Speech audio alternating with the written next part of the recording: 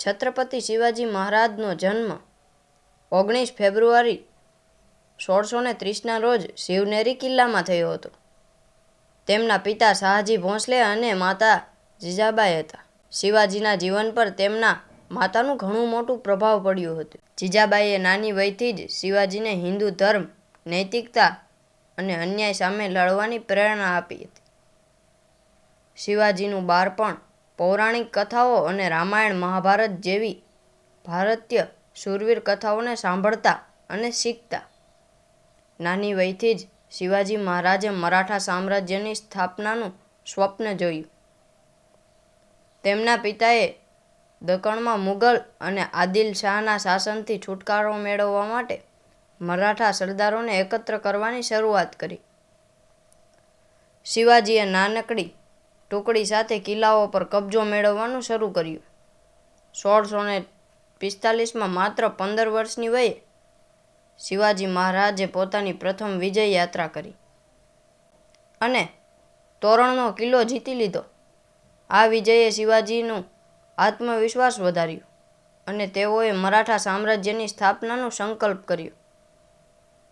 શિવાજી મહારાજનું સૈન્ય માર્ગદર્શન પ્રતિભાશાળી હતું. તેમણે ગુરીલા યુદ્ધની કળા અપનાવી, જેને ગનીમ કાવા તરીકે ઓળખવામાં આવતું. આ યુદ્ધ કલા દ્વારા તેઓ મોટા સંચાલિત સૈન્ય સામે નાના દળો સાથે લડાઈ કરતા હતા. આદિલ શાહ અને મુગલ સામ્રાજ્ય સામે શિવાજી મહારાજે ઘણી રણનીતિઓ અપનાવી અને એના પરાજય માટે ઘણીવાર પોતાની કવાયત અને બુદ્ધિમત્તાનો ઉપયોગ કર્યો. અફઝલ ખાનની હત્યા શિવાજી મહારાજના સૌથી પ્રસિદ્ધ કિસ્સાઓમાંથી એક અફઝલ ખાનની હત્યા છે. અફઝલ ખાન બીજાપુરના સુલતાનનો આર્મી જનરલ હતો, જેણે શિવાજીને મારવા માટે એક મોટું લશ્કર તૈયાર કર્યું હતું. 1659માં શિવાજીએ એક ષડયંત્ર દ્વારા અફઝલ ખાનનું ખૂન કર્યું અને બીજાપુરની સેનાને હરાવી. આ વિજયને કારણે શિવાજી મહારાજની લોકપ્રિયતા વધી. મુગલ સામ્રાજ્યના શાસક ઔરંગઝેબ સાથે શિવાજી મહારાજનો લડતો કાવ્યો હતો. 1666માં ઔરંગઝેબના કોર્ટમાં શિવાજીને કેદ કરવામાં આવ્યા, પરંતુ તેઓ ત્યાંથી ચતુરાઈથી બચીને નાસી છૂટ્યા. આ કિસ્સાએ શિવાજીના શૂરવીરતા અને બુદ્ધિમત્તા માટે તેમને એક મહાન યોદ્ધા તરીકે સ્થાપિત કર્યા. શિવાજી મહારાજે માત્ર એક શૂરવીર યોદ્ધા જ નહોતા, પરંતુ સમાજના કલ્યાણ માટે પણ તે ખૂબ ચિંતિત રહેતા. તેમણે હિન્દુઓના સન્માન અને હકોની રક્ષા કરી અને મરાઠા સામ્રાજ્યમાં દલિતોને સમાન યોગ્યતા આપી.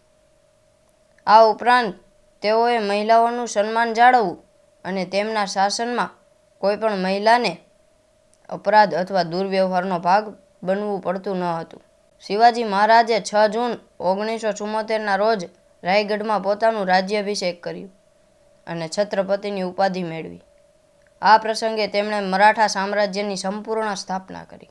ત્યારબાદ શિવાજી મહારાજનું અવસાન 3 એપ્રિલ 1680ના રોજ રાયગઢમાં થયું.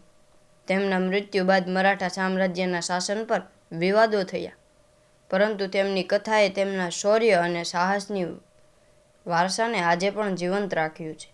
છત્રપતિ શિવાજી મહારાજ એક મહાન શાસક અને યુદ્ધવીર હતા, જેમણે માત્ર મરાઠા સામ્રાજ્યની સ્થાપના કરી, પરંતુ ભારતીયો માટે આત્મગૌરવ અને સ્વતંત્રતાનું પ્રતીક પણ બન્યા.